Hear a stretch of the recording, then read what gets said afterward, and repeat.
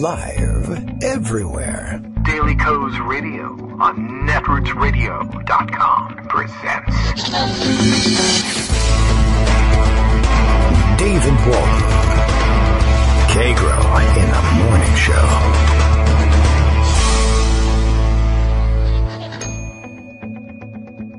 Now, here's David Waldman. Hey, good morning, everybody. How you doing? It is Tuesday, May 9th, 2017. In case you're checking in to find out whether we are live, we are, or in a rerun, we're not. Unless, of course, as is often the case, you are listening from the future and we're rolling this one. I think, check your watch, synchronize your watches, everybody. If it's May 9th, 2017 for you, we're having a live show. If not, well, what can I tell you?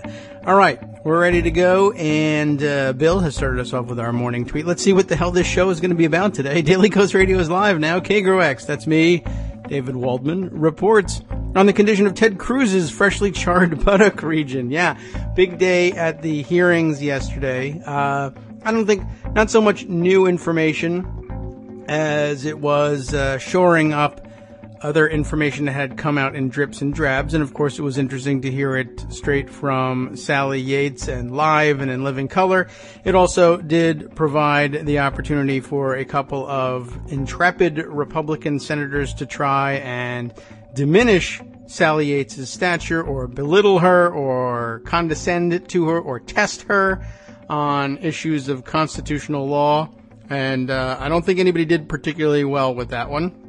I did see a few clips yesterday. I didn't watch the hearing live. It just wasn't really going to be on my radar. I had too many other things going on. And, as with most things in the hearing setting, there's not a whole lot of Perry Mason moments usually. There's good exchanges, etc., but there's very rarely a surprise, and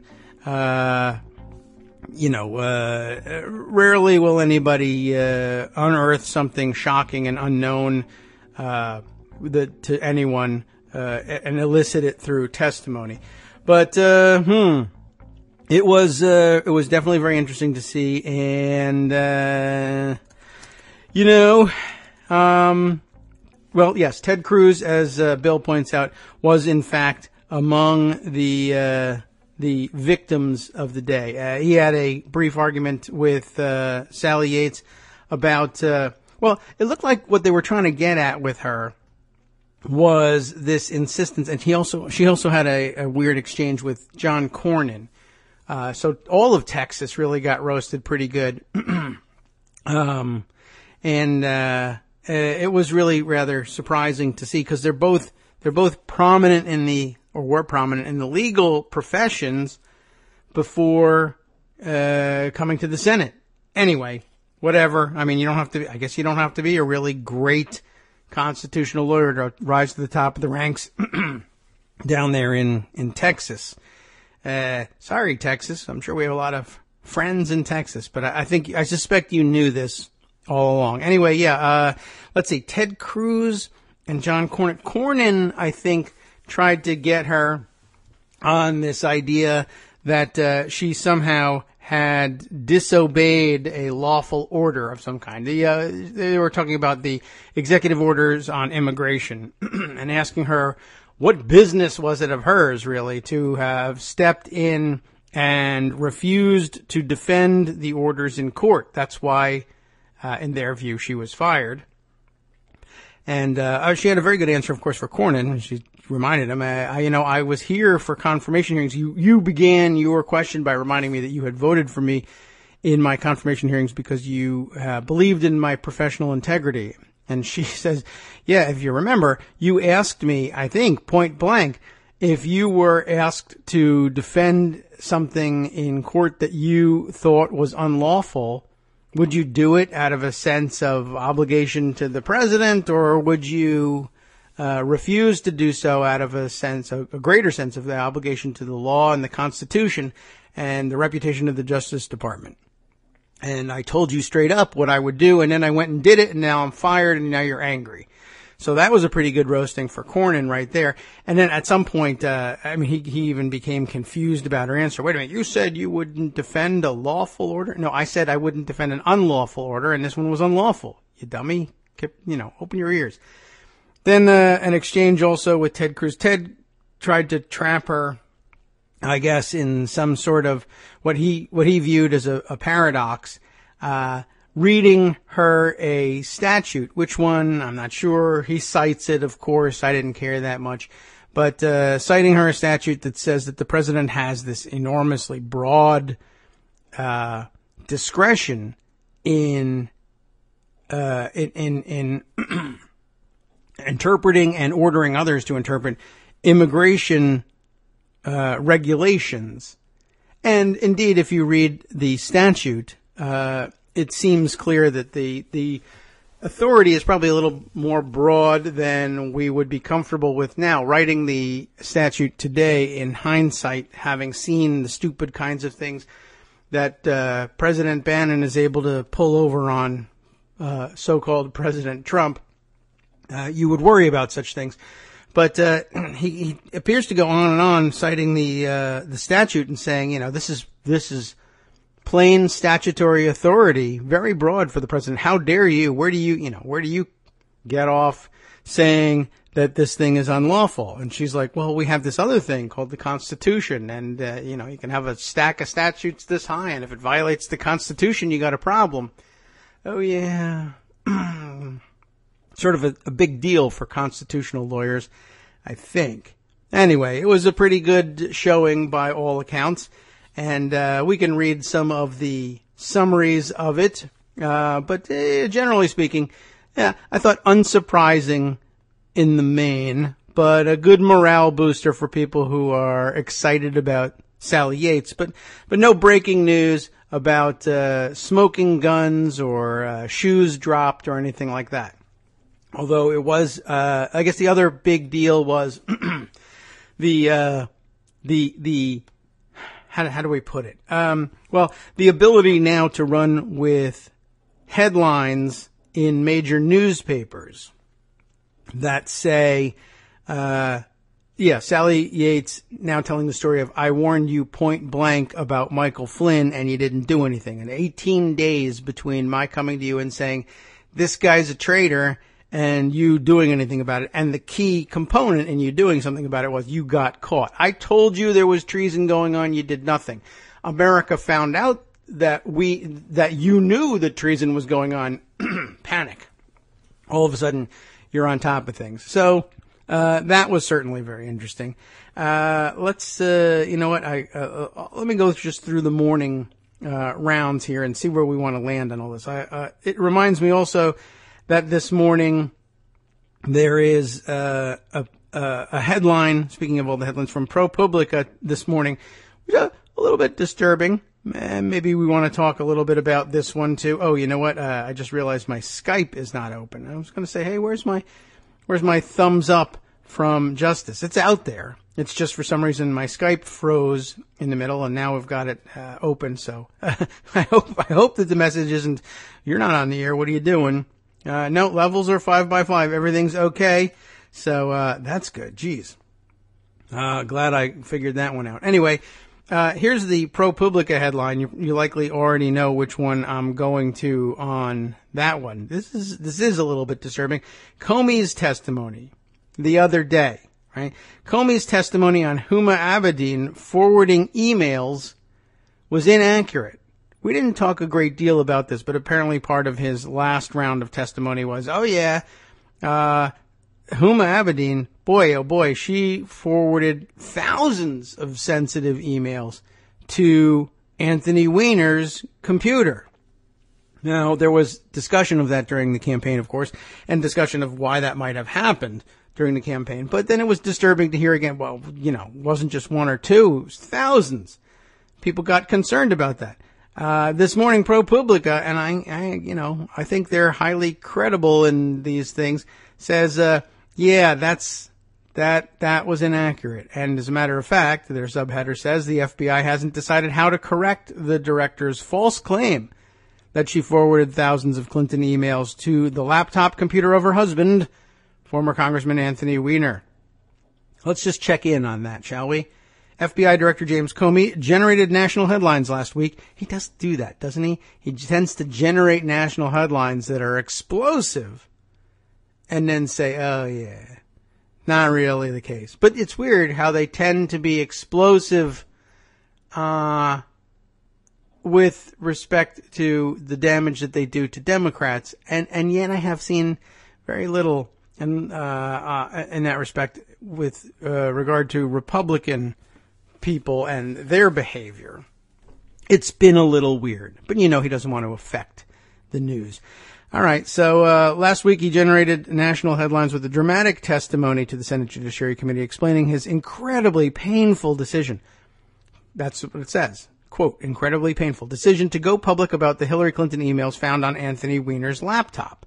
That was, of course, the explosive news that changed everything during the campaign. Perhaps Comey's most surprising revelation was that Huma Abedin, Weiner's wife and a top Clinton deputy, had made a regular practice of forwarding hundreds and thousands of Clinton messages to her husband, some of which contained classified information.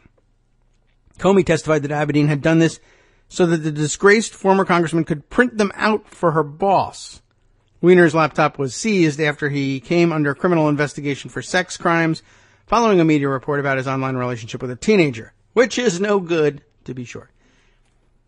The New York Post plastered its story on the front page with a photo of underwear-clad Weiner and the headline, Hard Copy. Huma sent Weiner classified Hillary emails to print out. The Daily News went with a similar front-page screamer, Huma error. Huma error. Sent classified emails to sext maniac Weiner. Gotta love the tabloids. The problem? Well, much of what Comey said about this was inaccurate. And now the FBI is trying to figure out what to do about it. You could say it's inaccurate, and this guy we recommend be removed as FBI director. We, the FBI, don't want to be directed by this nutbar anymore. There may have been many things that he did well, but he is fumbling the ever-loving crap out of this story. And people, I got to tell you, I'm getting a little tired of it. I'm sure you are too. FBI officials have privately acknowledged that Comey misstated what Abedin did and what the FBI investigators found. Let's find out what they did find out. On Monday, the FBI was said to be preparing to correct the record by sending a letter to Congress later this week. But that plan now appears on hold, with the Bureau undecided about what to do. ProPublica is reporting a story, and I guess this is it?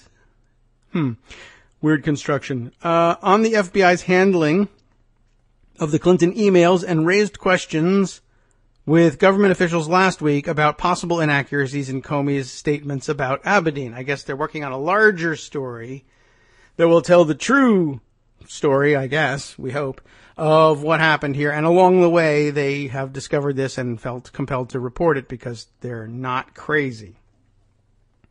It could not be learned how the mistake occurred. The FBI and Abedin declined ProPublica's requests for comment on the director's misstatements. According to two sources familiar with the matter, including one in law enforcement, Abedin forwarded only a handful of Clinton emails to her husband for printing, not the hundreds and thousands cited by Comey. That's a big difference. It does not appear Abedin made a regular practice of doing so. Other officials said it was likely that most of the emails got onto the computer as a result of backups of her BlackBerry. It was not clear how many, if any, and that's a good thing to keep in mind, by the way, for those of you who might be handling sensitive information, whether of a national security nature or a private proprietary business nature, backing up your smartphone on someone else's computer, even if it's your husband's, or if your husband is, maybe going to get himself in legal trouble, then back up on your own computer. Just a little security thought there for you. It was not clear how many, if any, of the forwarded emails were among the 12, quote, classified emails Comey said had been found on Weiner's laptop. None of the messages carried classified markings at the time they were sent. Comey's Senate testimony about Abedin came as he offered his first public explanation for his decision to reveal the existence of the emails on October 28th, days ahead of the 2016 election and before FBI agents had examined them. When agents obtained a search warrant that allowed them to read the messages, they turned out to be mostly duplicates of emails the Bureau had obtained earlier in the investigation. I think you're all aware of this one. Comey announced just before Election Day that nothing had changed in the Clinton case, which had been closed 4 months earlier without criminal charges. During the testimony, Comey said that part of the reason for revealing the existence of the messages was that some appeared to fill an 8-week gap in records from early in Clinton's tenure as Secretary of State. Comey said the FBI viewed them as the golden missing emails that would change this case because they might provide insights into Clinton's intent when she set up her private server. Comey testified that the investigators searching Weiner's laptop in the days before the election also found that somehow her emails are being forwarded to Anthony Weiner, including classified information by Clinton's assistant, Huma Abedin. Abedin, he later testified, appears to have had a regular practice of forwarding emails to him, for him, I think, to print out for her, so she could then deliver them to the Secretary of State. After Comey painted this troubling picture, Republican Senator Ted Cruz demanded to know why Abedin and Weiner hadn't been charged with mishandling classified information and calling the failure to do so puzzling. You and Ms. Abedin forwarded hundreds or thousands of classified emails to her husband on a non-government, non-classified computer, said Cruz. How does that conduct not directly violate the statute? Comey offered a partial clarification, telling the Texas senator, if I said that, I misspoke. She forwarded hundreds and thousands of emails, some of which contain classified information. Comey agreed both Abedin and Weiner potentially might have committed a crime, but said the FBI found no basis for concluding either had acted with criminal intent. Comey said the FBI had been unable to discuss the matter with Weiner because he has pending criminal problems of other sorts. Abedin's lawyer issued a statement after Comey's October 28th letter, saying Abedin had no idea how her exchanges with Clinton got on Weiner's laptop and had no idea that they were there. So now we have a partial explanation for some of that, a backup for some of them, and gee whiz, it's really only a couple, not hundreds or maybe possibly thousands. I don't know why I said that. That's how silly of me. I can't believe it. All right, well, you're going to have to straighten up and fly right, James Comey, and pretty damn quick. It's past time for that, of course. Let's see. Another interesting development in the morning. I don't believe the president has yelled at anybody over Twitter this morning, so that's the end of the show for today. But I will note this. Resistance is showing me a very interesting screen cap being circulated. Last night, the president did some goofy thing. He added to his Twitter page banner, where you can customize it with the photos or a background photo. And he what did he do? I guess he must have taken a screenshot of one of his angry, yelly, screechy tweets from yesterday about Sally Yates, I think, and he put that up over, in the banner, just below, running below whatever the latest picture is that he has of himself and a bunch of people standing around at the White House. And he did that last night, and it was kind of shocking and surprising because it was petty and stupid, and the kind of thing that prompts, as it did yesterday, my tweet of my trademarked line, "The president is a dumb baby," and everybody pretty much agreed with that one. And it's back now. They got rid of it. They broke into into the private residence and tied him down and fixed the stupid Twitter posting thing once again. It must be really driving them crazy over there. Let's see. A couple of things that brings to mind, including somewhere I have here. There it is. Tom Nichols, who frequently gets brought up by Greg as one of the interesting conservative-ish types that he sometimes follows. Tom Nichols tweets as Radio Free Tom, and I don't really know much more about the guy's background except that he's one of the guys that every so often comes up in Greg's morning discussions. But he purports to have some national security, international relations background. I thought this was an interesting comment, and I don't think you really have to have that background in order to come to this conclusion. It's just more interesting because he does or claims to have that background. Like I said, I think that this is a conclusion that any of us could have drawn. And if you, for whatever reason, didn't choose to believe me, I guess you might decide, I'll listen to a conservative person with a national security background like Tom Nichols. He's got this mini tweet storm here, and I thought it was a good point. He says, I am often astonished at the president's tweets, we all are, and how he calls media in his own country as fake news. But there's something else. I was, he says, a Sovietologist back in the day, when there were Soviets, I guess. I was constantly trying to unpack what I thought was happening behind the Kremlin's walls. Those of you of a certain age will remember when that was a daily preoccupation. Kremlinologists, they call them, as well as, I guess, Sovietologists. And there was a whole almost pseudo science, a sort of political science, to trying to decode what the Soviets were doing and thinking, because they rarely, as in most cases in international relations, and particularly where there's an adversarial relationship, like, say, a Cold War, you don't really tip your hand very often and show your cards in terms of your actual thinking, your emotional responses to things. You try and stay cool and keep a poker face for the other side. So anyway, he goes on to say, I was a Sovietologist back in the day. I was constantly trying to unpack what I thought was happening behind the Kremlin's walls. I would have given anything for Andropov, you remember him, or Gorbachev, to give me a running narrative of their mood and inner thoughts in real time. As an analyst, including my time years ago as a CIA consultant doing research in the 80s, I'd have considered that a gold mine. And I wonder if and or how anyone is considering the fact that this is basically a raw feed of POTUS thoughts to foreign analysts.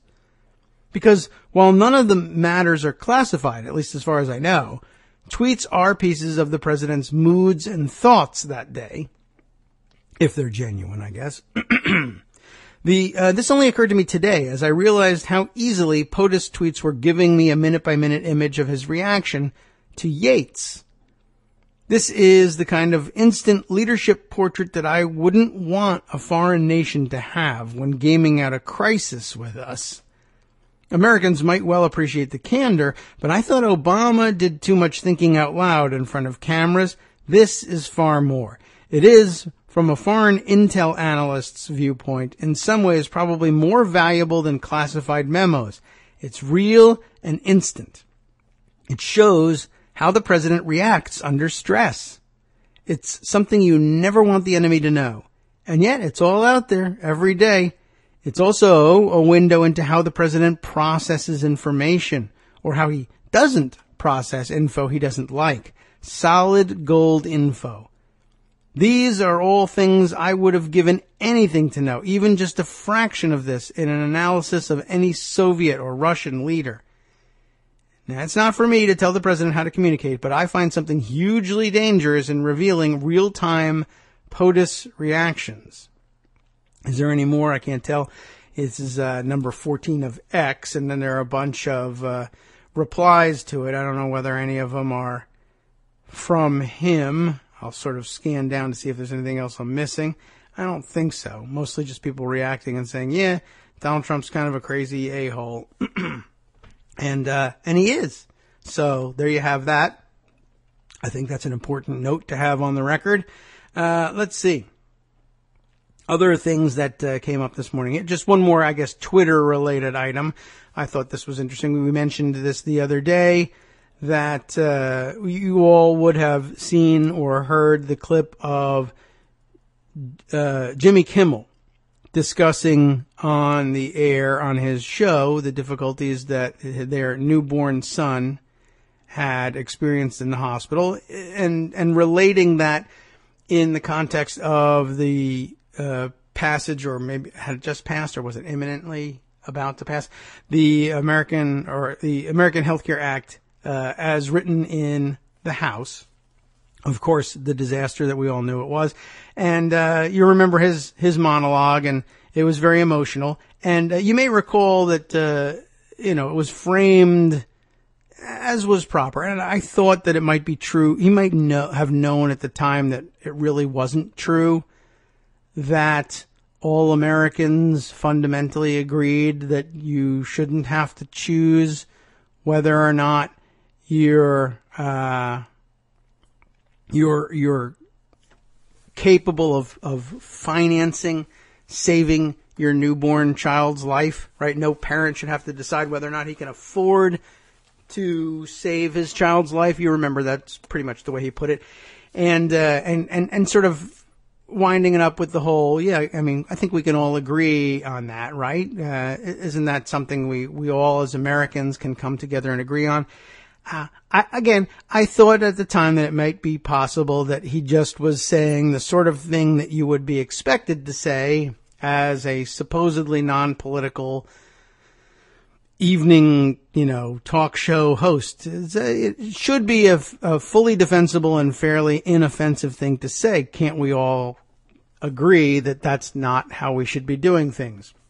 But I see here Dan Diamond has retweeted or tweeted a screen grab of an interview with Jimmy Kimmel, and I guess the video is out there now and people might be sharing it. He comments here, oof, Jimmy Kimmel going in on conservatives who attacked him for his health care comments. We knew right away that he would be attacked. And of course he was attacked in the most ridiculous and flamboyant style.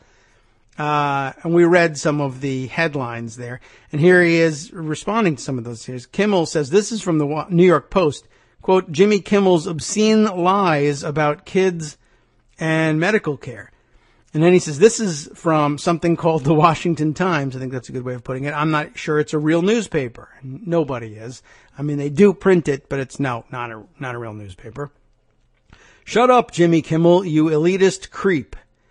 I can't even count the number of times I've been called out, or I've been called an out-of-touch Hollywood elitist creep this week. Which I have to say, I kind of appreciate because when I was a kid, we had to drink powdered milk because we couldn't afford the liquid variety. Our orange juice came frozen out of a can. It would squeeze out, et cetera, et cetera. So after that, my dream was to become an out-of-touch Hollywood elitist, and I guess it came true. Anyway, I'd like to apologize for saying that children in America should have health care. That was insensitive. It was offensive, and I hope you can find it in your heart to forgive me. And of course, he's being facetious there, but I just... once again, and just on the off chance that Kimmel doesn't know exactly what's going on, but is trying to be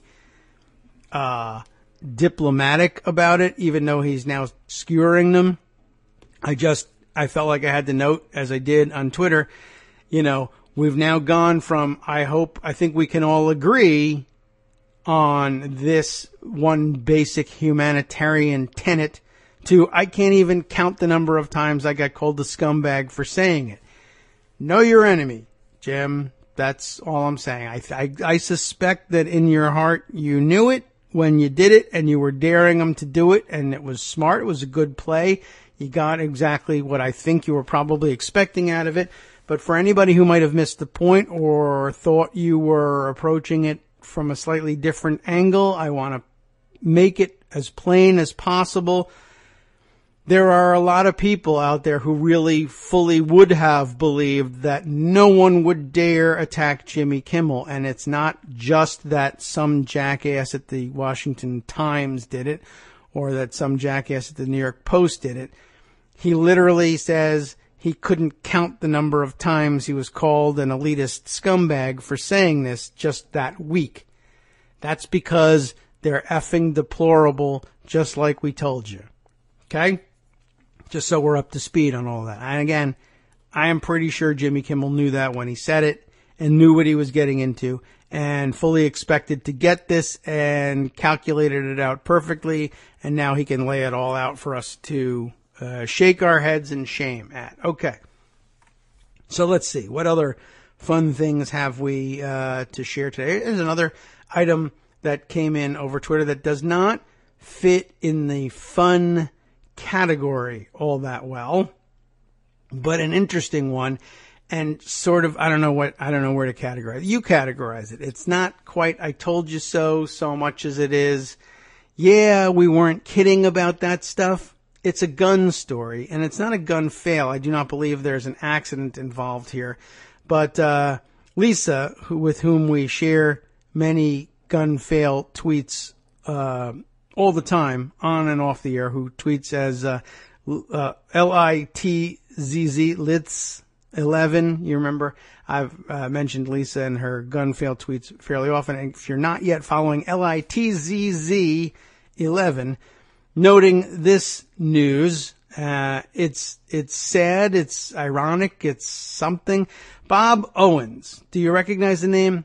You might not, because he's a conservative columnist. He's a pro-gun conservative columnist. But Bob Owens, who wrote for the website Bearing Arms. You wouldn't expect to know the name, but Bob Owens is, in all the gun stories I've reported here, there's been a couple of times when I've turned to conservative commentary on particularly egregious gun fail stories because, gun enthusiasts, well, a few gun enthusiasts, and one of them was Bob Owens, were frequently, could be counted on to kind of tell it like it is. It certainly came from a different perspective, but they were, Bob was not, didn't hesitate, often to point out that somebody had made a terrible, terrible mistake and was a real idiot to have gotten themselves in this situation and to have experienced this particular gun fail. But, hardcore Second Amendment enthusiast and a big right-wing hero as a result. Bob Owens is dead by gunfire, is the bluntest way of putting it. An apparent suicide.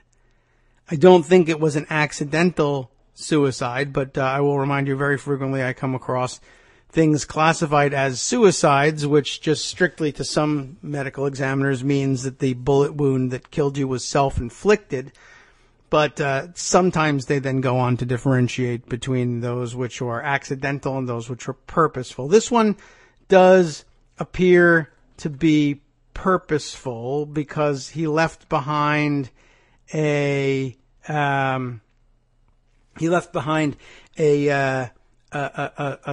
distressed suicide note type tweet. It's very disturbing. I'm not necessarily going to direct you to take a look at it, but it was something that made it plain that if you thought he was considering suicide because you found him dead of a bullet wound to the head someplace, this would probably convince you that it was in fact suicide. And it's just sort of, I guess we want to put it out there on the record.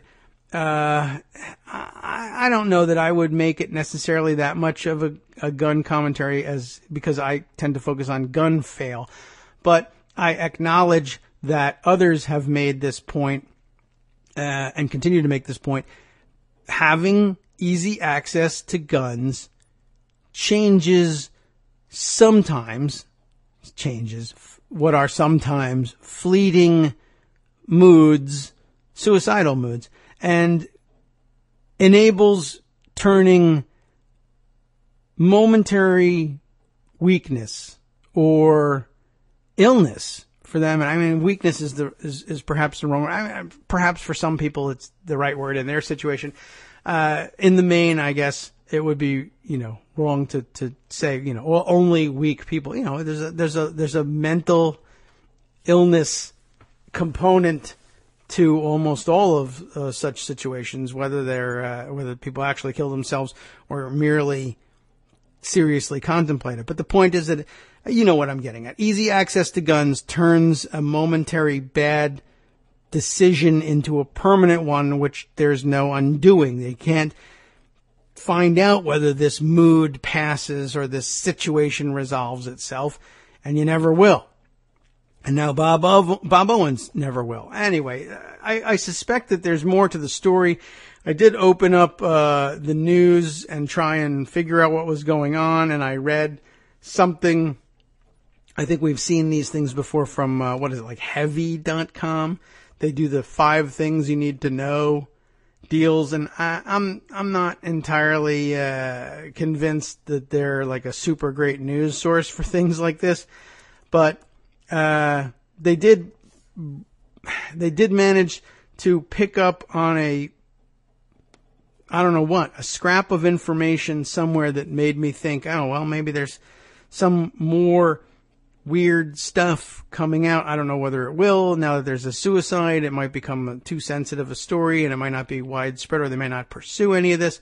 But among the 5 things that Heavy.com, for whatever reason, thought we needed to know about this man who had committed suicide, in addition to the fact that he was a gun reporter and that there was a certain irony to all of this ending this way, was that his note on Twitter sort of referred to himself and just being, he referred to his own weakness, and that he was doing this because he was, in his own judgment, too weak, I guess, to deal with something that was looming over him. I mean, no one knows exactly what it is, so hard to say anything about whether you're, weak or not for not being able to deal with it. It might have been overwhelming, but there was a weird hint to it somewhere. I gotta kind of scan through this thing and see if I can pinpoint, is this where I heard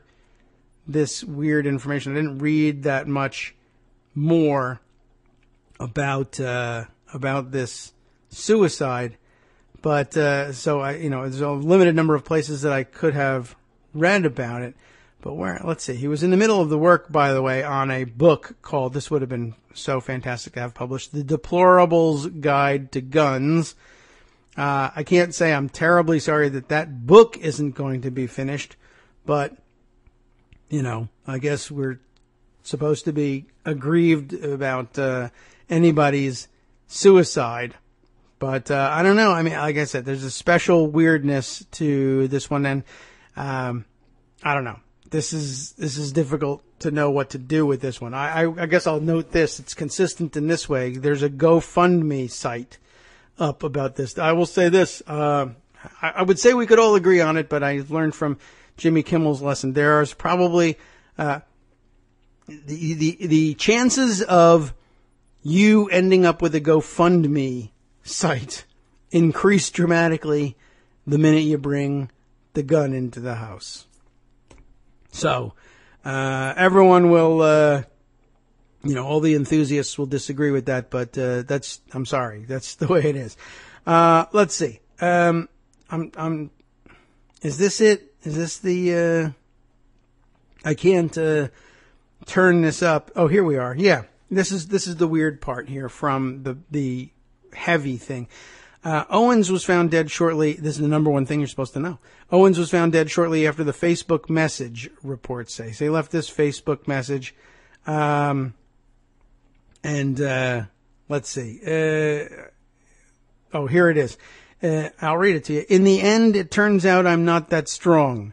I'm a coward and a selfish son of a bitch. I'm sorry. And that's the last thing he posts, and then he's dead. So it's clearly something very serious for him going on. The official cause of death, not definitively announced, but according to WNCN TV in North Carolina, Owens of this locality has come up in Gunfale before, and it's a crazy looking name, and who knows how I'm pronouncing it, and we've probably discussed the pronunciation on the air before. Fuquay-Varina, Fuqay -Varina, and it's, like I said, I guess that's where he's from, and it's come up in Gunfale before, and I guess that's not surprising. Anyway, he was found dead of a possibly self-inflicted gunshot wound to his head Monday morning on a street corner in this locality, the community about 16 miles from Raleigh. BNO reports, and that's one of the breaking news sites, and they rarely make up fake news as far as I can tell, but I don't know if I would say that they're the most reliable news source, but they're the ones with this being hung on their necks here. So if the reporting is completely bogus, take it up with them. BNO News reports that this man was the Bob Owens who was a blogger and the editor of BearingArms.com. North Carolina media and police have not drawn that link yet. However, everybody else, apparently all of his friends online, have drawn that. In 2016, Owens wrote a blog post about possible voter fraud in Fuquay-Varina, or however you might pronounce it. That seems like an odd thing to add, and I don't know exactly what to make of it. And but clearly they want that factoid out there as we try to figure out exactly what happened here. All right, let's catch up on a couple of other comments here. Michael Musson has left a few of us here. One about Jimmy Kimmel. I think that Kimmel was trying to persuade people that were reachable, and he did reach some. Got opponents to make a dumb argument. I think he played. Yeah, I think we agree. He played this thing as he planned it. I doubt very much whether he was caught by surprise by the fact that anyone would have said anything like they did about him. But I wouldn't be surprised if he was caught by surprise by the number of such comments and the volume, and maybe even the tone. I mean, certainly there would be attacks, but the elitist scumbag creep stuff, I think probably that might have caught him by surprise. If not, then good, I guess. He's a smart guy and he really understands the real way the world works. And like you said, I mean, in order to reach the reachable, I guess, in his audience, the people who might be Trump sympathetic or even Trump fans, but if they were also watching Jimmy Kimmel or just had a soft spot for Jimmy Kimmel and just didn't think of him as a bad guy already, then, they probably were reachable. And there was probably a moment there. They may have changed their mind later on, but there was probably a moment there where they said, I think we all can agree that certainly no parent should have to deal with this situation. I don't know how to fix it, but I would love to wish this situation away. And that's who he was speaking to. And some of them will be shocked by the fact that people who are supposed to be on their side and people to whom they're supposed to rally on questions like this are actually such scumbags themselves. So I think it was well played. I don't think there was any other way to handle that. Certainly couldn't have gone on the air and told that story and say, half of those of you on the other side are deplorable and you're scumbags and I hate you. That would not have gone over very well, even if he was right. All right, let's see. There's also this note here. Oh, yes.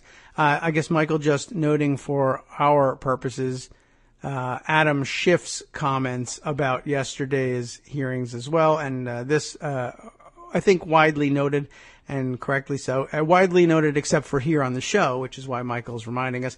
Given Trump's known Russian contacts, it is possible that he didn't understand the problems with Flynn's Russian contacts himself.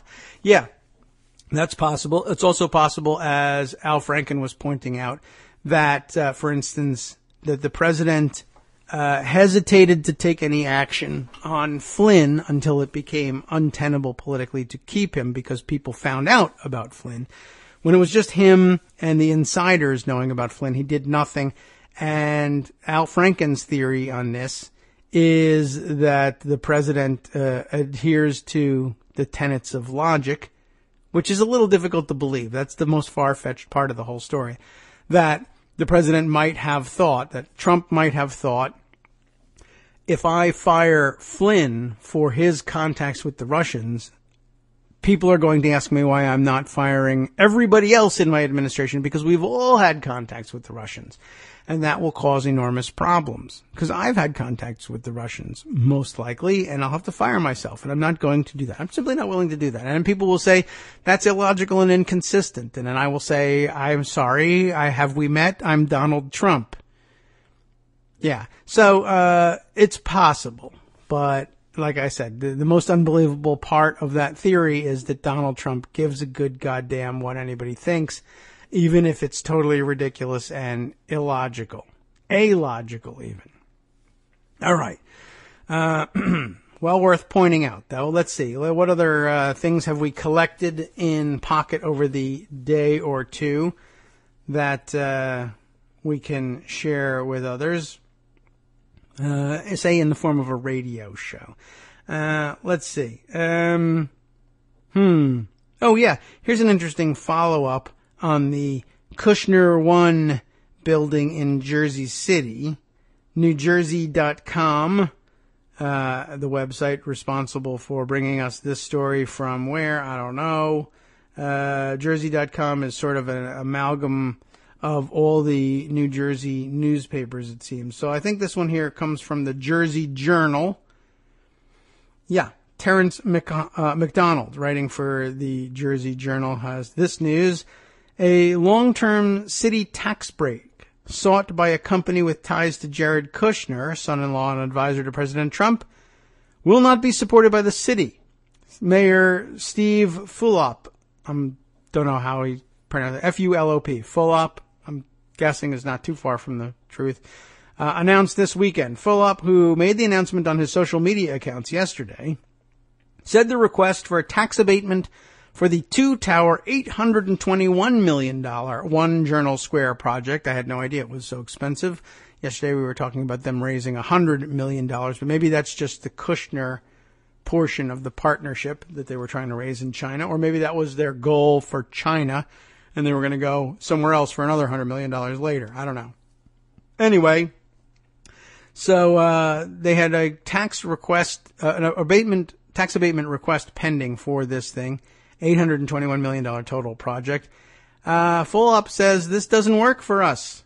The developers are a partnership of Kushner companies once headed by Kushner, the KABR Group, and WeWork. Not sure what WeWork actually is, but interesting. We'll probably see that one come up again. The news came on the heels of reports in the New York Times and Washington Post that Kushner's sister, Nicole Kushner-Meyer, was in Beijing on Saturday seeking wealthy Chinese investors to help fund One Journal Square using Kushner's ties to Trump and the controversial EB-5 visa program as enticements.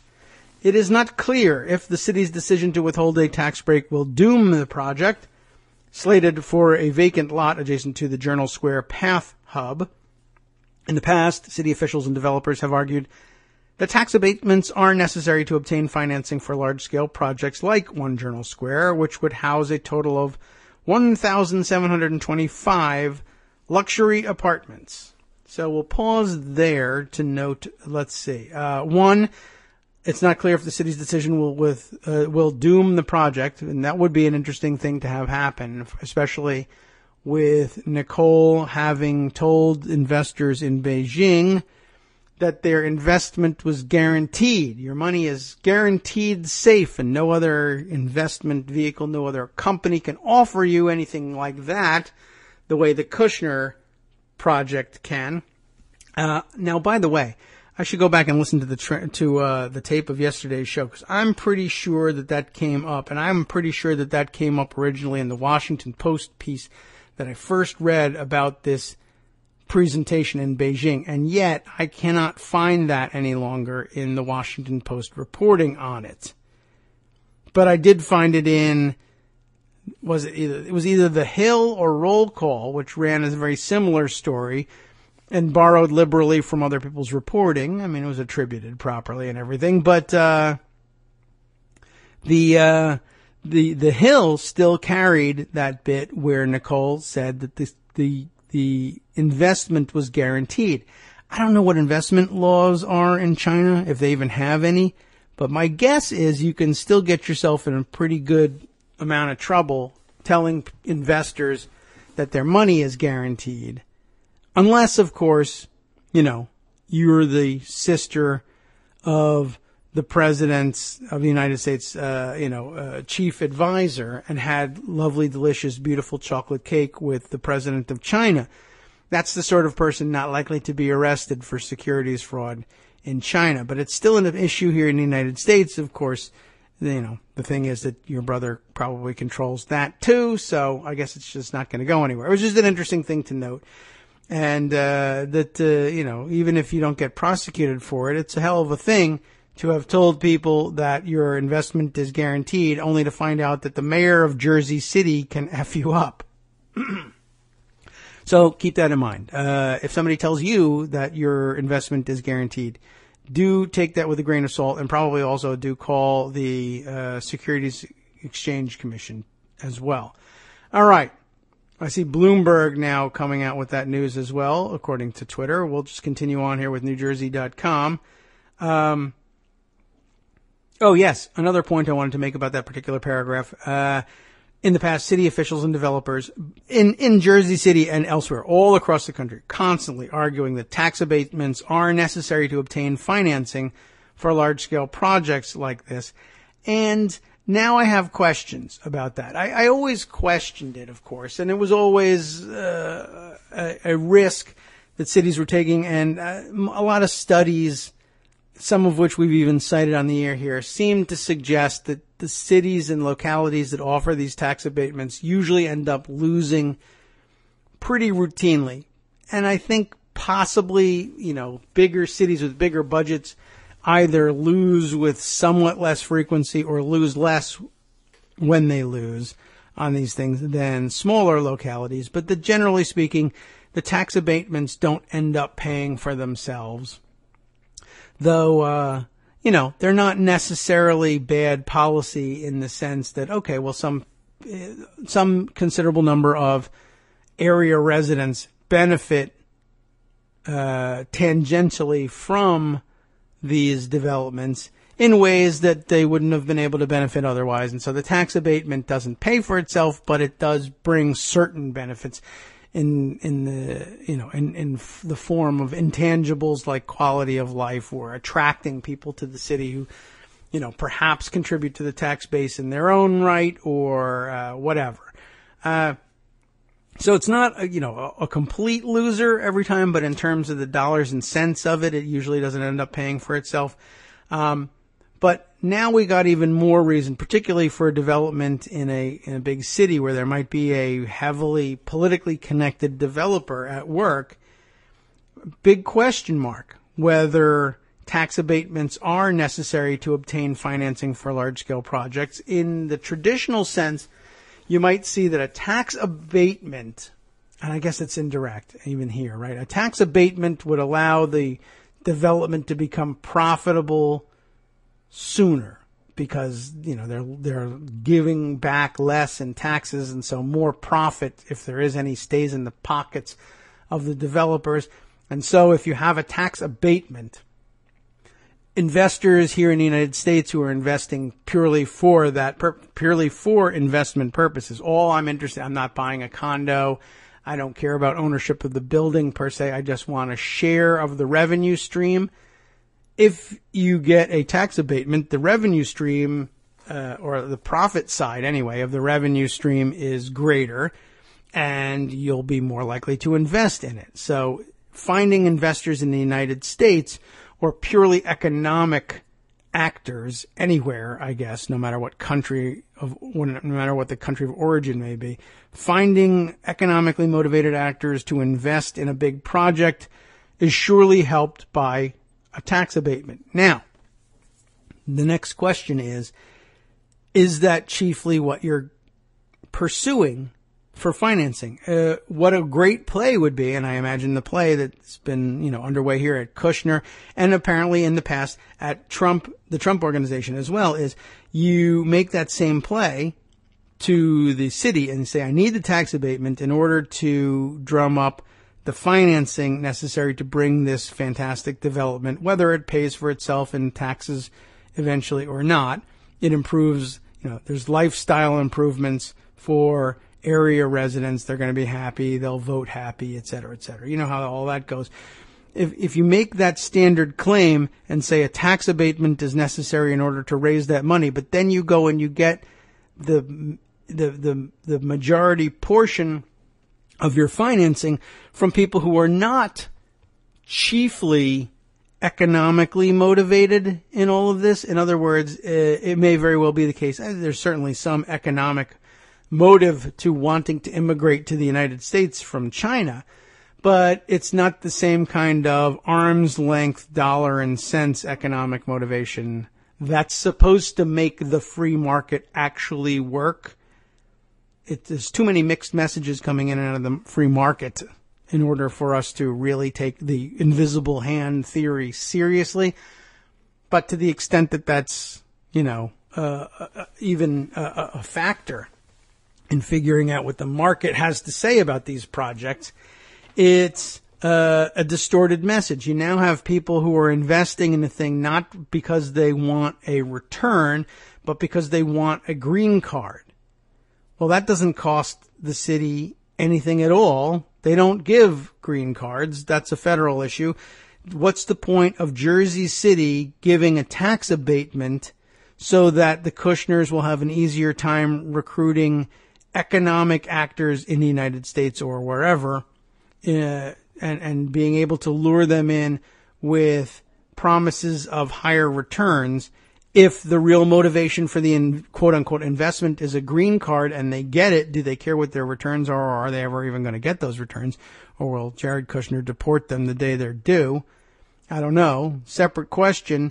But now a real issue if you are in any location where you might be dealing with, at this point, any developer who has heard the story of what went on in Beijing over the weekend. Because now, for the price of a ticket to China and an LCD projector for your laptop, you can go and raise all the capital you want for your building here in the United States, and you never have to worry about whether or not you can tell American investors that you've secured a tax abatement for your property.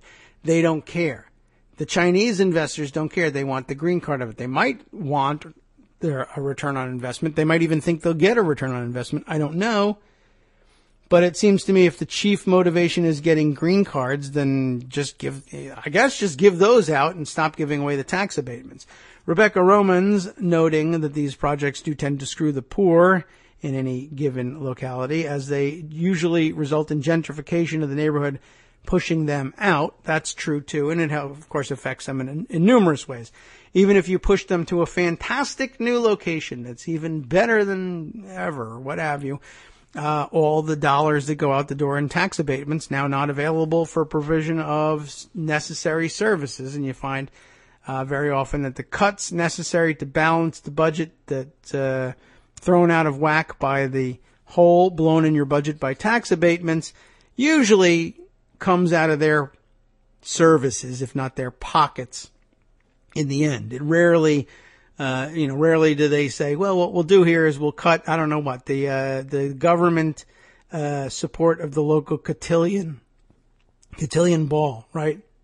There's almost no way to end up targeting the rich on this stuff, except, of course, doing it straightforwardly and saying, wow, we have a giant hole in the budget. We need to raise taxes, and it's tough enough as it is to be poor, so let's raise taxes on the rich. And that rarely flies because, of course, more so probably even than on the national level or even statewide level, local elections, I'm going to guess, I got no data on this, but if you have access to that data, I'd love to see it.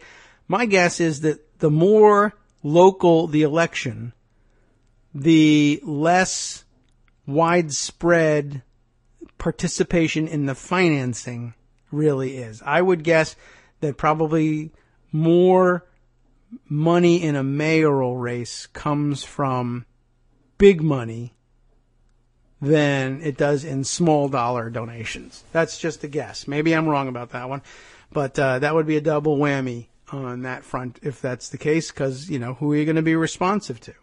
Your donors. Rather than, the local, certainly the local poorer population who has likely had little or nothing to do with your election campaign in terms of the financing. They just provided the votes. Screw them. Anyway, let's see. Where were we with this one? Full Up, the mayor of Jersey City, said that the developers submitted their application for the tax abatement last week. Wow. Just last week, and now they're already in China raising money and telling people it's guaranteed. This is a shady biz, folks. Anyway, one of the towers has already received 2 sets of tax credits from New Jersey, I guess maybe the state level, totaling $93 million. Construction is expected to start by next year. That, of course, that's interesting that would have had to cross Chris Christie's desk. $93 million in tax credits for the Kushner family. What do you say, Chris? Apparently he had no problem with it. Spokesman for the Kushner companies, KABR Group and WeWork, declined to comment. Fulop declined to get more specific than he was on Facebook and Twitter this weekend. A source close to the developers said they may mount a PR campaign to convince the public to support the abatement, citing the jobs created by the project. They say 4,367 jobs during construction and up to 400 permanent jobs, according to the developers anyway. So let's see, by the way, that's 4,000, we can do the math on this, okay? 4,367 construction jobs. If I read correctly yesterday that you had to be responsible for the direct or indirect creation of at least 16 jobs in exchange for your $500,000. That would, divided by 16, come out to 272.9375. So we'll round up, let's say, to 273 allotted portions of 16 jobs. Now, per $500,000 contribution, $500,000 equals, so that would raise you a good $136.5 million for your construction if you are able to sell them at $500,000 a piece and still make it calculate out. And that sounds about like what they were hoping to sell in China. Does that vindicate? The answer, though, is no, because the issue I have for you right up front is 4,367 jobs during construction and 400 permanent jobs, according to the developers. In other words, they know what they need to do. Did they backfill it? Did they just say, we want to raise $100 million in China, that we have to raise that $500,000 at a time? That's 200 portions we want to sell. In China, each one of them has to be responsible for 16 jobs in order to make the paperwork work. So how many workers are we going to hire? That many. If that were actually happening, that wouldn't be such a terrible thing, although it is backwards from what we, probably thought we were going to do, or thought we were going to encourage with the creation of the EB5 program in the first place. But if it's just backfill, and it's particularly bad, of course, if it's just, they just backfill the number of jobs they say they're going to create, and then they do that knowing they're not going to create anything near those numbers of jobs. Like 4,367 jobs. I suppose if you're putting up 2 office towers, I could see lots and lots of people working on it. I have no idea what a typical job site would support on that, but does that really mean, of the 4,367, how many of them are going to be there from start to finish building this thing and, really putting up the framework and installing the windows and stuff, or is it all just, it's a bunch of subcontractors, right? After you lay down the cement around the support beams, you're gone. You got 3 weeks of cement work out of it. Are you 250 of the 4,000 jobs? Are the electricians, although I imagine there's quite a bit of electrical work to be done, that one at least is a little bit closer to a long-term job. But are there going to be people who are putting in tile for like 2 weeks and they're gone? I don't know. Anyway, my guess is that it's not hard to just do the math backwards and say, this is the amount of money we want to raise. This is the allotments in which we're going to raise it. That means there are this many visas we have to sell, and therefore this many jobs we have to say in our reports to the city we're going to create.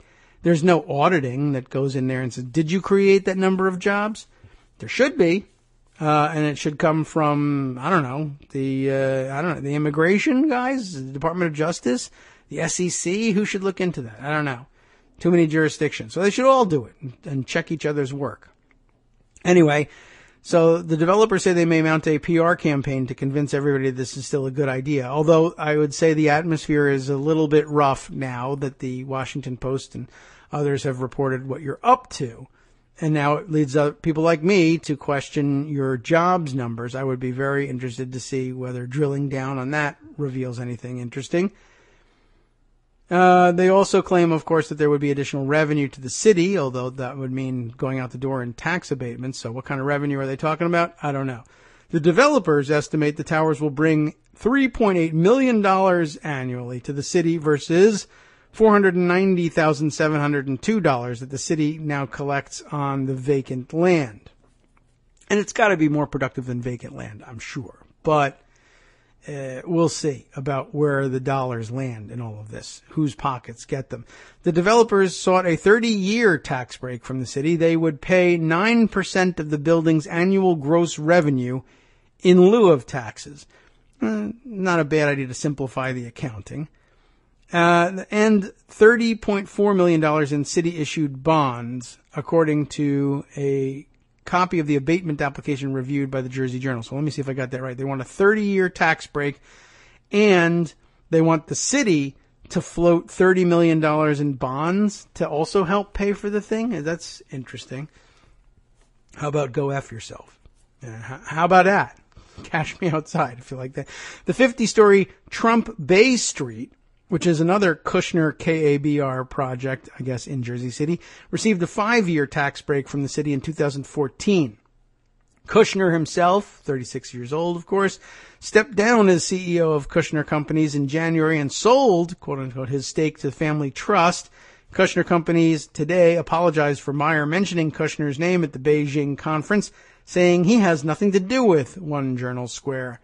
Kushner Companies and KABR Group are also planning a 72-story, 741-unit tower on the site of the old Jersey City offices across the street from One Journal Square. So, like, the whole of Journal Square is going to be just Kushner. Okay. There's a little bit more to the story here. Should we continue? Let's see. Looks like it might be interesting. Since Trump's election in November, local activists in this liberal stronghold have pressed the city not to award tax breaks to any Kushner projects, saying Kushner should not be rewarded by the city after Trump's disparaging comments about Jersey City and his administration's targeting of undocumented immigrants. Arlene Stein, a downtown woman who helped lead the Evict Trump Kushner group, told the Jersey Journal they will be pleased if One Journal Square ends up with no city tax breaks. As concerned citizens of Jersey City were shocked that Kushner is proceeding to use his position in the White House to further enrich himself and his family, Stein said. We will not permit them to profit off of us while they attack our city and those who live here. Brigid Callahan Harrison, who teaches political science and law at Montclair State University, said there's no downside for a Democrat like Steve Fulop, who is seeking re-election in November, to target Trump and his family, particularly in a city like Jersey City, whose economy is deeply integrated with immigrants in the United States and whose base includes more progressive elements within the Democratic Party. Not only do I think it is a safe political move, I think that Jared Kushner probably understands it is a safe political move, Harrison said. One Journal Square is expected to rise on a lot about 1,000 feet from where Murray and Jonathan Kushner, Jared's uncle and cousin, have built the 53-story, 538-unit Journal Squared Tower, the first in a 3-tower project that received a 30-year abatement from the city in 2013, plus $10 million in city-issued infrastructure bonds. They're making out like bandits on the bonds. Murray and Jared Kushner's father, Charles, have had a long-standing public feud that, Murray, that is, and Jared's father, Charles, have had this long-standing feud that has kept the two sides of the family apart. Of course, also sent Charles to jail. Fulop has been friendly with both sides. He and Jonathan Kushner have been friends since childhood. How about that? After his election as mayor, Fulop hired former Kushner Company's publicist Bob Summer as his senior advisor. He no longer, Summer, has ties to Fulop. In January, Bloomberg reported that the Kushner-KABR partnership gave $100,000 to a nonprofit that then made a $400,000 contribution to a pro-Fulop super PAC. The $400,000 was later returned. The Jersey Journal asked Jonathan Kushner at the March 17th grand opening of the first Journal Squared Tower whether his development firm, KRE Group, has been targeted by anti-Trump activists in the same way as his cousin's company. No, he says. Asked if he has talked to Jared Kushner since Trump's election, Jonathan Kushner said, I don't comment on my family at all. It's just as a rule, it's like much easier. And I suppose it probably is. All right. Interesting tangle. I love those. That really informs our thinking when we find out little bits and pieces like that. Local government. All politics is local. as who likes to say that? Greg likes to say that. I know he borrows it from somebody else. Let's see. What else have we got here? Athena 5000 commenting, Rod Blagojevich got 14 years for trying to sell Obama's seat. How many years would Jared's sister get for selling green cards? It's a good question. The answer is 0, but I mean, it's not a satisfying answer. I know you know the answer is 0. How many years should she get? Well, at least 14, probably a lot more. Let's see. What else have we here? Kate Sherrill sending us this tweet, forwarding it from PRRI, public, what was PRRI? One of the public research groups. And why don't they say it in their Twitter bio? That would make it a lot easier. Anyway, let's see, a poll here that says, can I enlarge this thing? The PRRI Atlantic poll here of the white working class survey. Yowza. All right. Majority, the 59% of white working class, remember them, favor a path to citizenship for immigrants living in the U.S. illegally. How interesting. Greg will want to discuss that perhaps tomorrow. White working class Americans are more likely to support deportation of undocumented immigrants, though. Which statement comes closest to your view is the question about how the immigration system should deal with immigrants who are currently living in the U.S. illegally. Allow them to become citizens provided they meet certain requirements. All Americans, that's 63%, agree with that one. Among the white working class, 59% agree with that. Among white college educated, 66% agree with that. Second option, you could allow them to become permanent legal residents but not citizens. That gets a narrow portion with everybody. 16% of all Americans, 17% of white college educated, 10% of white working class. And then finally, identify and deport gets 27% support among the white working class, 17% again among all Americans, 13% among college educated. College seems to be pretty good for educating people after all, so I think we should keep our colleges around. What do you think? Okay, thanks very much for sharing that one. It wasn't supposed to be shared for the purposes of deciding whether or not to keep colleges in this country, but yeah, interesting. Let's see. Here's an answer from Glenn Edwards, Thumper NYC, who says that with the Blagojevich comparison, that maybe Jared's sister should get no time in jail because she wasn't a government official like Blagojevich was. Yeah. It certainly changes the calculation, certainly. So maybe we won't say 14, maybe let's say 13. Trading on your brother's fame as a government official is a near cousin of trading on your own fame as a government official. So I wouldn't shave too much off the top on that one. All right, let's move on and pick up a couple other items for review. It's a fun day to try to catch up on some of these things. Let's see. That's definitely one. Oh yes, here's a new one we got to keep an eye on. I have this article and I got a tweet from Armando about this earlier today, and we'll check this one out. Athena's got an answer to that too, by the way. It's true that Jared's sister is not a government official, but folks who are in the immigrant communities, who do sell green cards or visas or falsified papers, in furtherance of the immigration efforts of others, do get sentenced to jail all the time. I mean, you just know that's just something that's not allowed to be sold, whether you're inside government or not. Hard to get around that one. All right. Politico had this story yesterday by Seungmin Kim, whose name has been called before, doing a great job over there at Politico, apparently. I don't know, informing me anyway. Democrats take on Trump over court vacancies. Yes, what exactly do we mean here? Didn't we just see the last of the filibusters on court vacancies eliminated? Yes. Are Democrats taking on Trump over those vacancies nonetheless? Yes. Does it just mean exhausting that bit of the filibuster which is left to you? Yes, but also more. Republican senators It says, aren't willing to give the president more power to get his nominees installed. They've already got, of course, rid of the filibuster. What else are we talking about? And the answer is the blue slips. Those of you who are familiar with the practice know immediately what we're talking about. Those of you who don't, let me give you this background.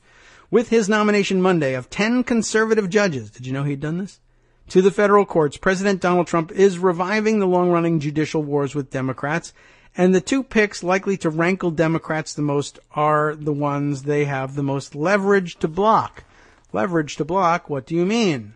Well, I'll tell you. Senate Democrats have few powers to prevent judges from getting confirmed to their lifetime appointments, which rankles Armando to no end, of course, due to rules changes that they pushed through in 2013 that eliminated the 60-vote threshold for nearly all nominations. But Democratic senators can wage a silent filibuster of sorts against nominees from their home states through the so-called blue slip process.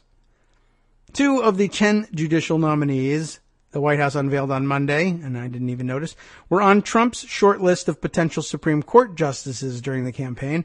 Michigan Supreme Court Justice Joan Larson, who will be nominated to the 6th U.S. Circuit Court of Appeals, and Justice David Strauss, who sits on the Minnesota Supreme Court and is Trump's pick for the 8th Circuit.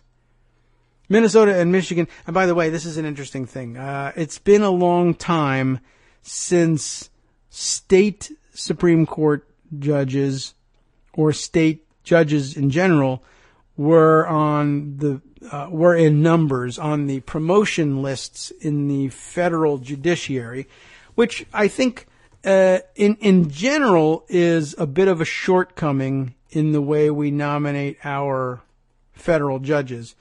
But it has worked out reasonably well.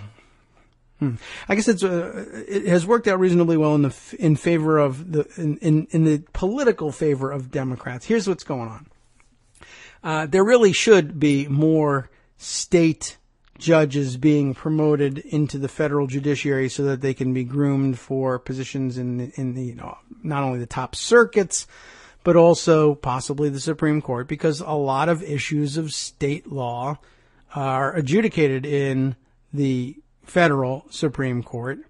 And it might not necessarily be the healthiest balance in the world if everybody on the Supreme Court has as their background service in the federal judiciary and not in the state judiciary, because there are certain jealousies and prerogatives that might in fact be legitimate, that need representation in the debates when it comes to inconsistencies that need to be smoothed out as between, and, conflicts between state and federal law. You may think that it's a simple thing and that the Constitution dictates federal supremacy, but it's worth going in with at least 1 or 2 colleagues who will take that supremacy clause occasionally with a grain of salt and ask at least whether this was, in this particular case, where the outcome might appear to them for some reason to be particularly egregious, was this really the intent of the supremacy clause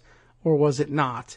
And it raises some questions, and if you can resolve them, in favor of the federal judiciary and do it logically, or the federal Constitution, and do it logically and consistently and satisfactorily, then fine. The issue is solved. But if it raises some lingering questions, that's a good thing on the whole.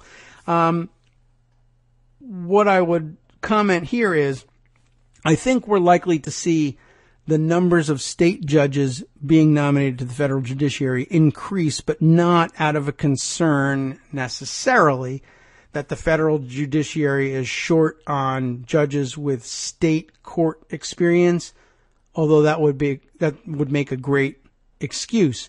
I think what we're going to start to see is judges plucked from the state judiciary who are elected judges, who are chiefly politicians.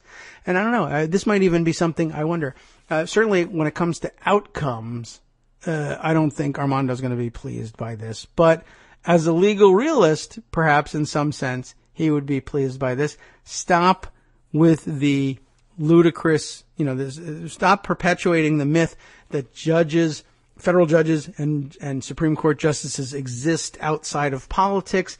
They are political actors, and we might as well get used to the idea that people who are being groomed for positions on the Supreme Court came to their judgeships, came to their positions on the bench through politics, which is always true, but I mean through direct electoral politics, rather than simply cultivating politics and cultivating politicians with the idea in mind that they will name you to the federal judiciary.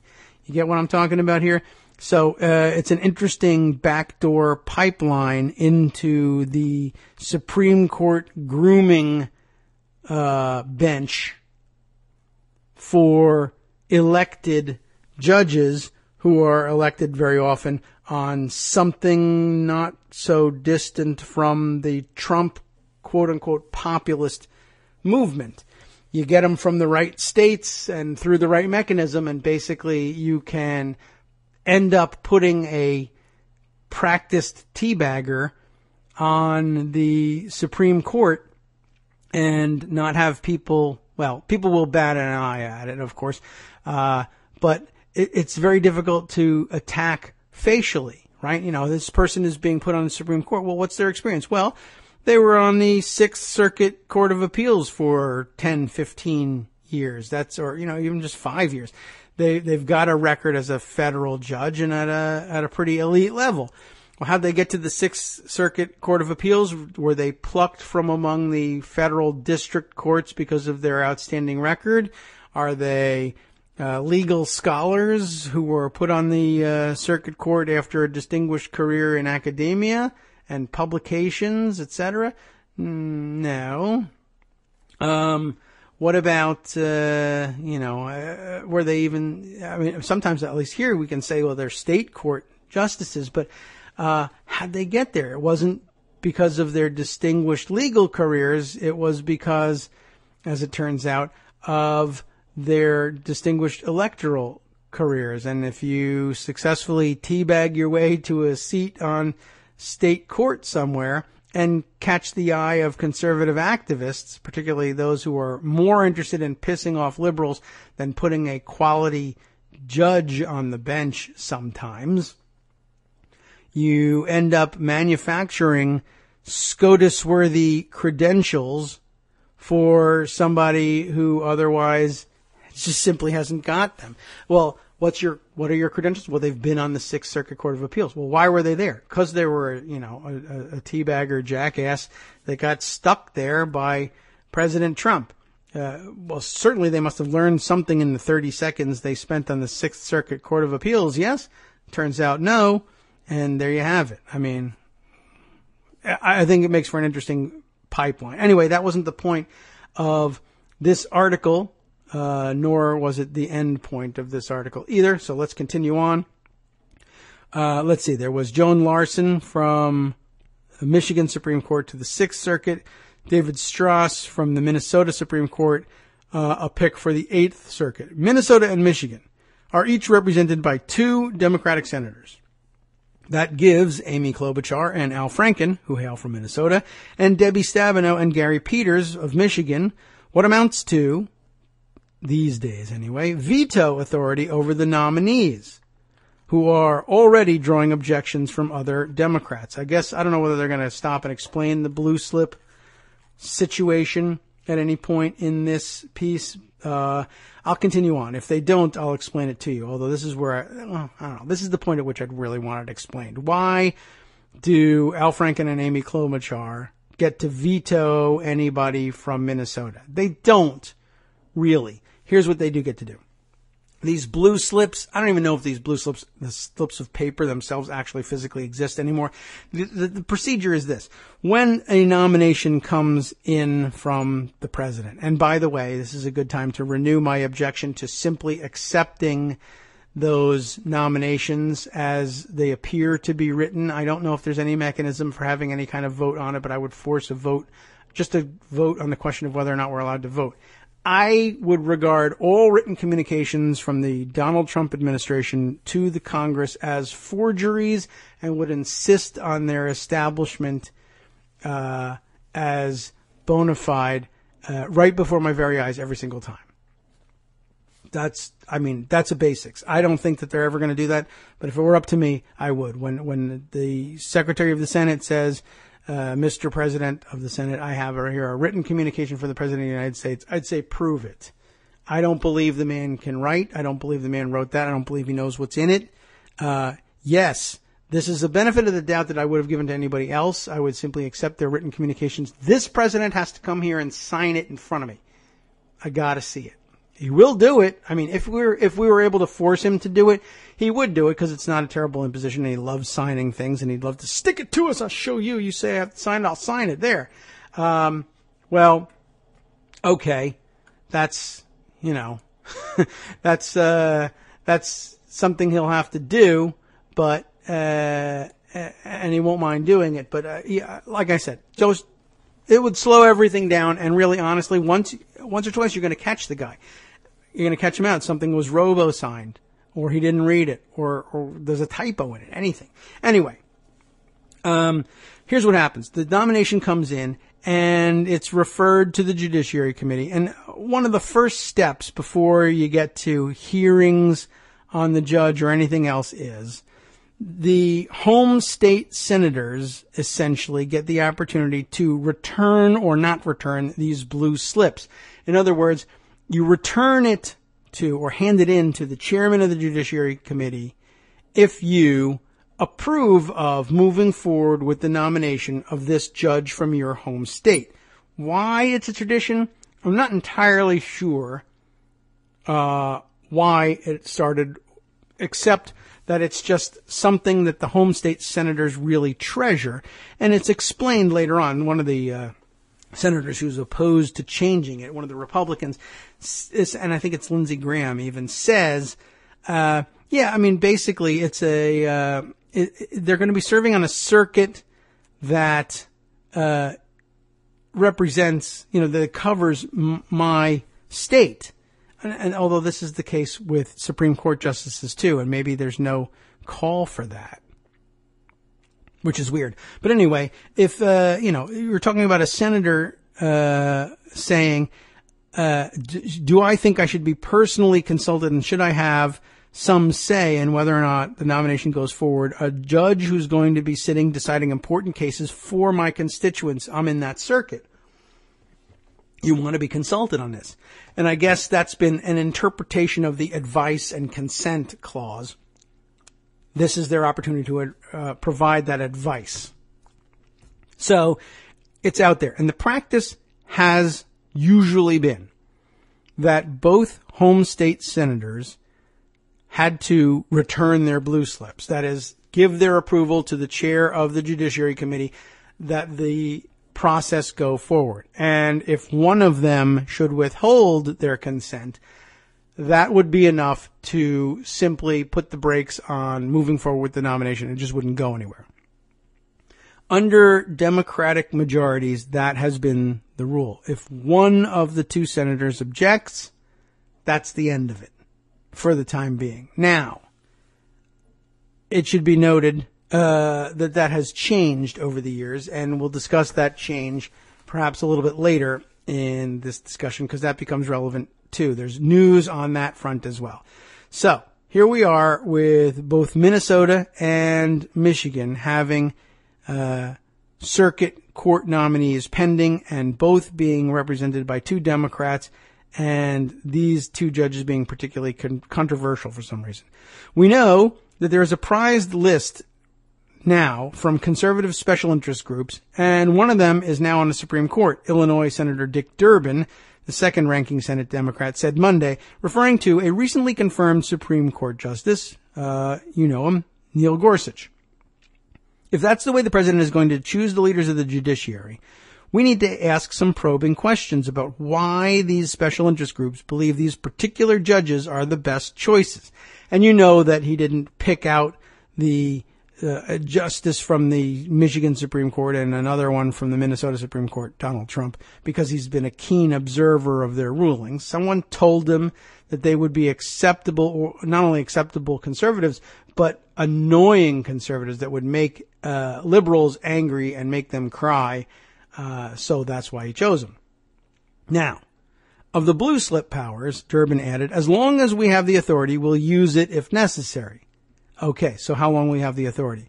In a statement, Franken said he was concerned that Strauss's nomination was, quote, the product of a process that relied heavily on guidance from far-right Washington, D.C. based special interest groups rather than through a committee made up of a cross-section of Minnesota's legal community.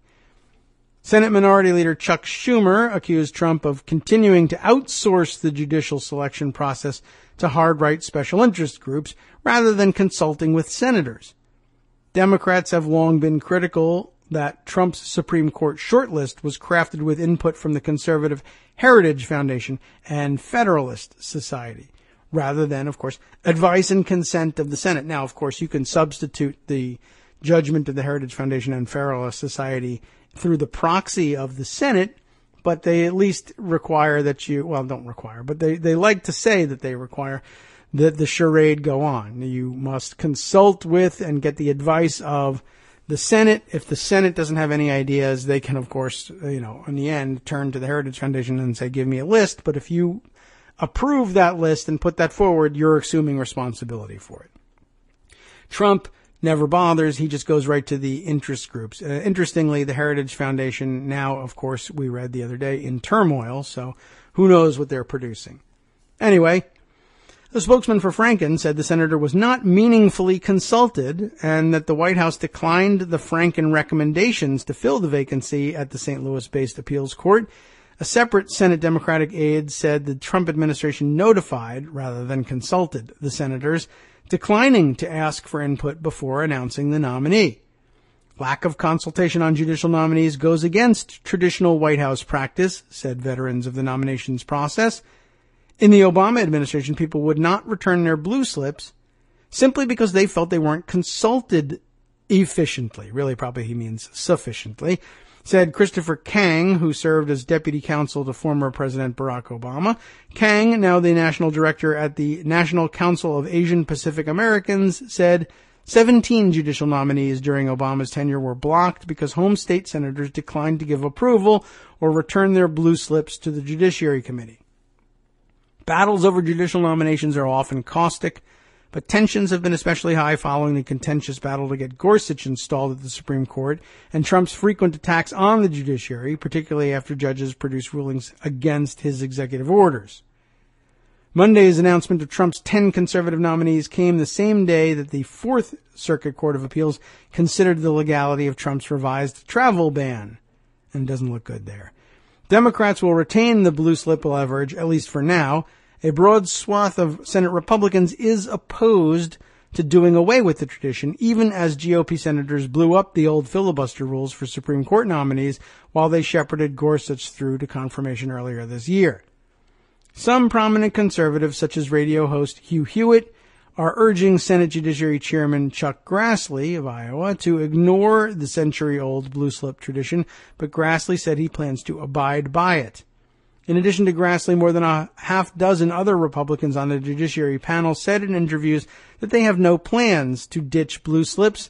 That's the case even though doing so would allow Trump to more easily install conservative judges, particularly in states with 2 Democratic senators. That's been the traditions of the Senate. That home state senators have a say, said Lindsey Graham, as I told you, a senior member of the committee. I'm not about to give up my rights as a senator to have a say about district court judges who will represent my constituents long after the president is gone. Maybe they don't do blue slips on Supreme Court. I don't know. Not really sure about that. You shouldn't. It doesn't make the same kind of sense.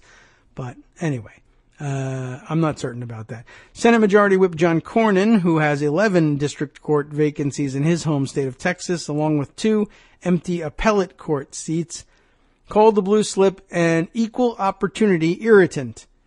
When it's an impediment, then people don't like it. When it's helpful, people like it, Cornyn said. That's true. What it does is it provokes a negotiation, which I don't think is an altogether bad thing.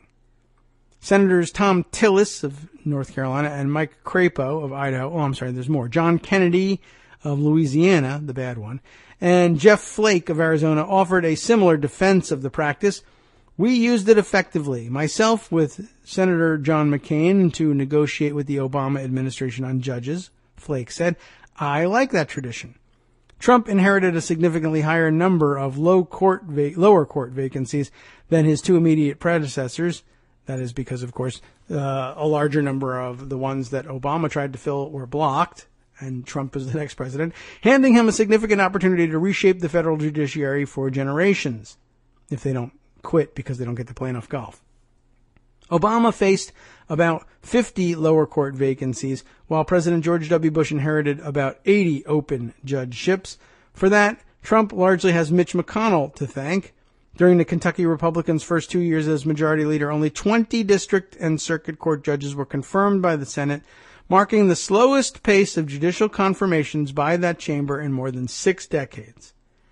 Before Monday, Trump had nominated just one candidate for the 129 vacancies currently hampering the federal judiciary, Amul Thapar, to the Sixth Circuit Court of Appeals, a sitting federal judge who coasted through his 90-minute confirmation hearing in late April. Even with the announcement of the new nominees, other Republicans are eager for the Trump White House to send more candidates for the judiciary, particularly for vacancies in their home states. We're concerned, said Senator Orrin Hatch, whose name will come up again in a minute, a senior member of the Judiciary Committee. This is one judicial vacancy, or there is one in Utah, which has been open since 2014. We've already made our suggestions. They know that we're interested in getting that taken care of. All right. So that's the end of that article. And I told you that Armando sent me something else, and I'm going to have to scroll back and find that in Twitter. Did he just send it to me, or did he tag it? He probably didn't tag it with KITM. And so let's see if I can find it this way. Oh, no, I didn't really want to do it that way exactly, but let me find Armando's Twitter feed and scroll back that way. But he sent me something that was a screen grab of an article, and I let's see if the to see whether it was attached to a link that will give us something more to discuss here. Where's Armando's feed? There we go. But he sent me a piece that suggested that perhaps there were more than a few Republicans interested in simply doing away with the blue slip tradition. Here we are. Stephen Dennis was actually tweeting this, and he sent it on here. Tom Cotton tells Hugh Hewitt the Senate may need to change the blue slip tradition if Al Franken blocks Trump's judges. And I have no doubt that somebody like Tom Cotton would think exactly that. I mean, it's got to be enormously frustrating, I'm sure, to see these things held up. Let me see what Steve Dennis, did he have anything more to say about it, or did he have an article that he filed on it? Let's see. There's just that comment. Anything more about that, or has he filed on that question? When did he discuss that? No, I think nothing else here. But he says, in addition to the comment to Hugh Hewitt, he notes this would be a big deal. Judges now need to get approval from home state senators. Hewitt wants to nuke blue slips for Democrats. So I guess a little bit of a history lesson on this, and it's just a small one because I don't know how far back the fights over this tradition go. But Orrin Hatch, who was mentioned at the close of the previous article, it should be noted, has in the past held the gavel of the Judiciary Committee. And when he did, he found himself frustrated by the blue slip process and found very often that George W. Bush's judicial nominations were being held up by home state senators not returning their blue slips. The tradition is that both home state senators must return the slips. And that was always the rule, or at least it was in the modern practice of the rule. And there were, of course, senators not returning them because they objected to these nominations. And Hatch changed the rules during his tenure as chair of the Judiciary Committee. He said, you only need one blue slip. You got to have at least one, but one senator from the home state withholding a blue slip will not be enough to derail a nomination. This was a change from the practice under Democratic majorities and under the previous chair, Pat Leahy. Pat Leahy, obviously, disturbed by this change, made plain in response to it that should the Democrats recapture the majority at any time in the future, and he wield the gavel as chair of the Judiciary Committee again, he would, because he believed in it as a matter of principle, change the rules back and require both home state senators to return their blue slips from now on. And he did, in fact, change that rule back, and Republicans did, in fact, use that to their advantage and block a considerable number of Obama judicial nominations from going forward. To some great complaints from activists, including me. The complaint wasn't so much that there were quality judges being blocked. There weren't. But my complaint was, sometimes when Republicans do the job of demolishing Senate norms for the purposes of getting what they want done, sometimes you should just let those changes lie and say, well, look, here's how it really is going to work. We told you that if you made this change, you would live to regret it, and now you are going to, and we're going to fill the judiciary, and you will regret it. And, and we did do that on the nuclear option, but why we didn't do that at the beginning of the process and say, now you have to live with your change, I am not sure, because the message ends up being, we're just never going to do this to you, so you might as well go ahead and do it to us. We're not going to take it out on you. There won't be any retribution, so it's a freebie for you. It's a hard call to have to make. Anyway, I guess a few years down the road, here we are. We're back with, when Leahy took the gavel again, we went back to the 2 blue slip rule, and the 2 blue slip rule stayed in place. I guess has been, or was, I guess, helpful to Republicans during the last Congress. Now, of course, it appears to be getting in their way, and, Orrin Hatch isn't saying it, and he's not the chair now. Grassley is. But we'll see whether they revert either to the 1 blue slip rule, or if it turns out that the states with 2 Democratic senators are really becoming a pain in the butt, will they go as far as Tom Cotton, and I'm sure probably Ted Cruz and other radio hosts would like them to go? And if they do we, is it just Republicans being Republicans? Do we point back at Pat Leahy at any point and say, you didn't make their lives miserable enough to teach them the lesson that going from 2 blue slips to 0 is going to be even worse than going from 2 blue slips to 1. I don't know. Maybe that's not a lesson they were ever going to learn. Maybe it has nothing to do with Pat Leahy at all. I don't know. But I'm just throwing it out there. You should keep it in mind. The last time there were blue slip issues, Republicans nuked that temporarily, and Democrats patched it all back up for them again later. Okay, well, that ain't so cool.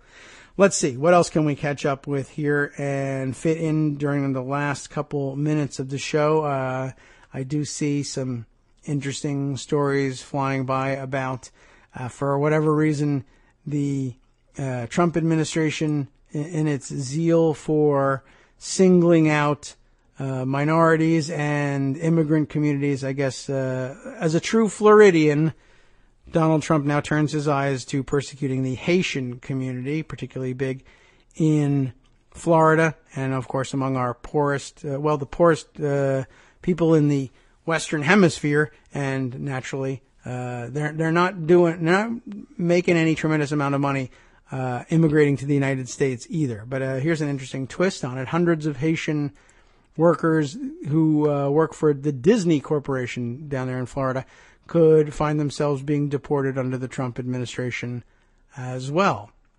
So another hit to the tourist industry, just not one in which Donald Trump has an interest. Let them all go to Mar-a-Lago instead of Orlando. So I'll make more money. What a fantastic idea that would be. All right, let's see. Oh, yes. Why not put this one on the record, too? From the Huffington Post, Matt Fuller writing this one, just so that we're all up to speed, and we'll begin discussing health care again tomorrow, no doubt, as soon as we hear from Greg. But just in case you had any doubts, and if you had any doubts about whether or not there's auto-playing video in a Huffington Post article, the answer is yes, as always. But Matt Fuller wants you to know this, and I want you to know he's right, and you should hear it. Yes, it is definitely possible for the House and Senate to agree on health care. Senate Republicans are already working with the leader of the House Freedom Caucus, says Matt. So if you thought, well, there's no way it's going to pass the Senate, it's very likely true that there's no way that the House bill is going to pass the Senate in the form it came over. But that doesn't mean that a bill won't pass and that it won't be terrible. Keep that in mind. It is a great motivator to see one house pass something. And although it's just one step in the process, and the other step can often be its undoing, it is also very often leverage against the other house to say one group has done its job, now you need to do so too, particularly if the issue is something much in the public eye, even if it is sticking in their eye and making them cry as a result. Here's Matt's piece here. After the House passed its health care bill last week, senators looked apt to take that dramatically conservative plan, stick it in a filing cabinet, and start over with a more moderate bill, one that may never be able to pass the House on the way back. That was one of the prominent original thoughts on all of this. They may just send bills at one another and never agree. But Democrats may overestimate the level of disagreement between the two chambers.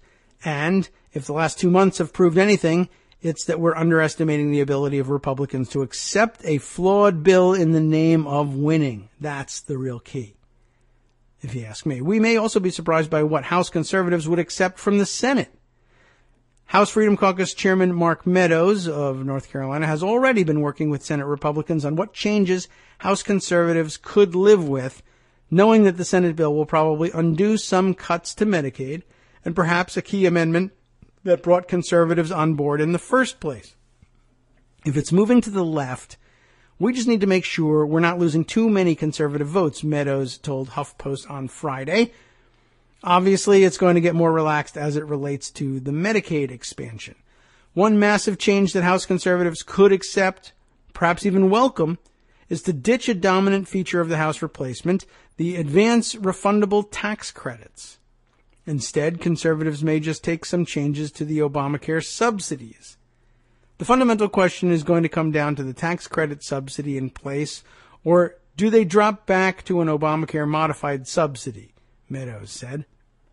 All along, conservatives have insisted that the tax credits might be another entitlement program, but they were willing to accept that feature of the replacement because it could save money and was one of House Speaker Paul Ryan's favorite health reform ideas. There was also a rider associated with the tax credits that prohibited those funds from going to the purchase of insurance plans that cover abortion. That abortion provision looks apt to be removed in the Senate as a consequence of Republicans using a reconciliation bill. The so-called Byrd rule subjects provisions without a real budgetary impact to that 60-vote threshold. That could be a real problem for Republicans. A number of conservatives have told HuffPost they don't see how a bill without a Hyde Amendment rider, which prohibits taxpayer funds from going toward abortions, could get through the House. Certainly, if conservatives want to hold the line on that issue, and if moderates remain opposed to what comes back from the Senate, there is a real chance Obamacare could be saved by conservatives who are unwilling to bend on abortion. It was made such a predicate, Meadows said, of the abortion rider and Republicans supporting the tax credits. It's not just the Freedom Caucus. The Senate looks like it will write a bill using the tax credits, potentially offering more assistance for seniors who could see their premiums skyrocket under the House bill, and potentially scaling back some of the tax credits for younger people. I've had discussions with Senator John Thune of South Dakota on an idea to address tax credits for those in their 50s and 60s and the working poor, and he's had some very thoughtful, meaningful ideas on how to address that would certainly be accepted by conservatives if that's the direction the Senate decides to go. Meadows said, if the Senate does move forward in that way, the House will have to swallow a bill that probably does not have those abortion funding prohibitions and could cut the number of insured even more. The House offered generous tax credits to younger people in an effort to get them into the insurance pool and keep the number of insured high, but it came at the expense of potentially pricing out older Americans who need insurance. Again, though, House Republicans just voted for a bill that hardly any of them really liked or even understood. How many members off the top of their heads have a real idea how much a 42-year-old making less than $75,000 a year would get in tax credits annually compared to a 28-year-old? How many really care or are basing their support on those breakdowns? Suffice it to say, on those wonkier but still significant points, the Senate has some leeway to make major changes. But if conservatives are going to draw a line on abortion, that could be a real problem. The question is whether they would really derail a repeal and replacement of Obamacare over that issue. They might. But you'd be surprised. The other big item that could be tricky is how conservatives treat their demands on pre-existing conditions. The Freedom Caucus made their support of the health care bill contingent upon the bill allowing states to opt out of provisions mandating that people with pre-existing conditions be charged the same as healthy people. The caucus contends this is the only real way to lower premiums for other people and that high-risk pools would be adequately funded for sick people. While Meadows refused to get pinned down on whether he and other Freedom Caucus members could support something from the Senate that didn't allow insurers to charge sick people different rates, it was clear he was willing to accept some changes to the current provisions. For instance, he discussed a potential amendment that would allow insurers to offer plans that aren't compliant with the Affordable Care Act regulations if they also offered 4 plans that were compliant. Senate moderates would like to see through that proposal, the end result of which would be insurers just offering 4 very expensive plans and trying to get people to buy the cheaper, non-compliant insurance. But there is at least some willingness from conservatives to deal. That flexibility may not extend to completely doing away with the House amendment brokered between Meadows and moderate leader Tom MacArthur of New Jersey, but it's also possible the Senate bill will win back some moderate votes, meaning there could be room on the other side to lose more House conservatives. Of the 20 House Republicans who voted against the AHCA, 17 did so over moderate objections. If the Senate is able to scale back some of the Medicaid cuts, that may provide enough additional wiggle room in the House, particularly because conservatives themselves weren't really ever calling for more cuts. Conservatives were more concerned about the 19 states that didn't expand Medicaid not missing out on federal money. Meadows said Senator Steve Daines of Montana was already working on a proposal that might have a longer wind down to the expansion, but also ensures that non-expansion states are treated fairly. He's been very thoughtful for several months about that particular issue, so I think he'll have a lot to contribute as we move to the Senate, Meadows said. The Senate is supposedly writing its own bill, but that individual senators are pre-clearing their changes with Meadows suggests they have an eye toward their legislation eventually becoming law. This is not just a messaging bill, at least not at this point. Even if the bill came back from the Senate without those key provisions that conservatives wanted on pre-existing conditions, it's possible to see a pathway toward passage. While dragging the legislation further to the right was key to getting it through the House, President Donald Trump's instincts on going after individual conservative lawmakers like Meadows, former Freedom Caucus Chairman Jim Jordan of Ohio, and influential HFC member Raul Labrador of Idaho was exactly right. If you can roll those 3, granted it's a big if, but almost all of the Freedom Caucus will come along. And it's still possible to win over some House moderates through a slightly better bill. House lawmakers are posturing right now over what they could and couldn't accept. But those lawmakers just demonstrated their willingness to vote for unpopular legislation they really don't like. It shouldn't be impossible to see how that happens again. And I think it's a good point. And well taken there from Matt Fuller. You should keep it in mind. It's a very serious thing. Don't let up in your opposition. Don't let up in your phone calls to your senators. They could very well go through with this thing. We may have to go through with this thing after all. To borrow a quote from War Games for no particular reason. Okay, let's see. Anything else we have here? Oh, yes. Well, I should at least note for the record that I raise my eyebrows at the prospect that Trump officials thought Obama was kidding when he told them not to hire Mike Flynn, the spy. I thought that was an interesting headline. That one from Death and Taxes, the deathandtaxesmag.com website. Brian Abrams writing that one. I don't know if he wrote the headline, but a good point, and apparently really true. Monday, NBC News reported 3 independent sources from the Obama administration confirmed that 2 days after the presidential election, President Obama warned President-elect Donald Trump against appointing Russian stooge, as they like to say here, and they can, Michael Flynn, as his national security advisor. Obama cautioned the then president-elect at the same November 10th meeting, during which he told the tangerine-hued grimace impersonator, I love it, about how Washington's top national security concern for the time being would be North Korea's potential threat as a nuclear power. Flynn, of course, resigned in disgrace back in February after the Washington Post revealed he was compromised through inappropriate communications with the Kremlin during the Trump administration's transition period. One Trump administration official told NBC that Obama made it clear during the meeting that he was not a fan of Flynn. Another advisor said, though, they believed Obama's comments about Flynn were meant as a joke. The tweet of Allegra Kirkland saying the Trump White House responds to an NBC report about Obama warning Trump not to hire Flynn as national security advisor. They say they thought he was just kidding. Now, I don't know if it was presented in the form of a joke, like I was fooling around with yesterday. Knock, knock, who's there?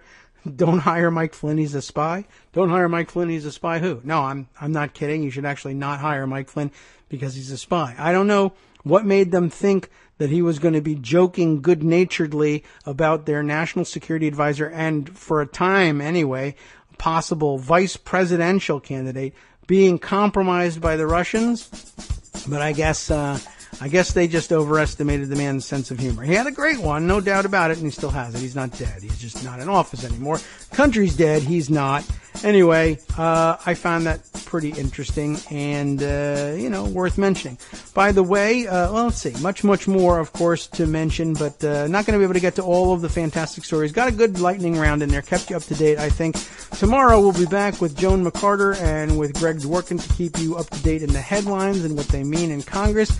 And then we'll get to all this other esoterica in the balance of the week. Interesting to have on hand. And in the meantime, I now turn you over to the capable hands of Wink and Justice for the after show. They'll bring you the following stories. Georgia Republican Karen Handel enraged over a court order upholding the rules that allow more eligible voters to participate in June's special election against Jon Ossoff. Trump screamed at his new national security advisor, H.R. McMaster, for contradicting him on Korea defense payments.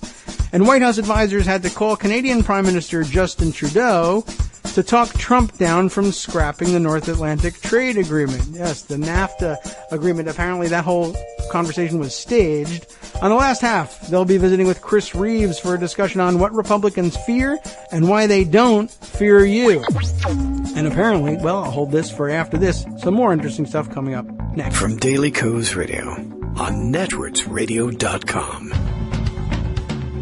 You have been listening to the Kagro in the Morning Show with David Waldman. More interesting stuff on the last half. Apparently, Ferrari driving doctors are better able to diagnose the sins you've committed to determine your pre-existing conditions.